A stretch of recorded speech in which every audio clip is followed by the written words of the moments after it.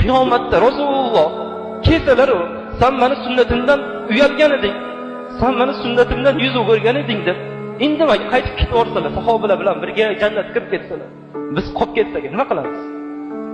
Rasululloh nima qilamiz? Rasululloh jannatga sahobalar bilan, Abu Bakrlar bilan kirib ketsalar, biz qolib ketsak qiyomat kuni. Qanaqa holat, nima tadbiri biz uchun? Biz dunyoda shuncha Rasululloh yashadik, ko'rmadik. Yuzlarini ham ko'rmadik. Qo'llarini o'polmadik.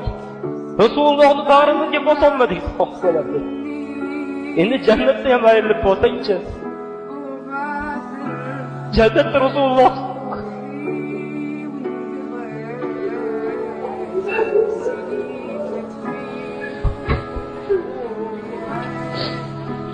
sahobalar yig'lashdilar. Ey Allohning Rasuli, biz siz nima qilamiz qiyomat kunida?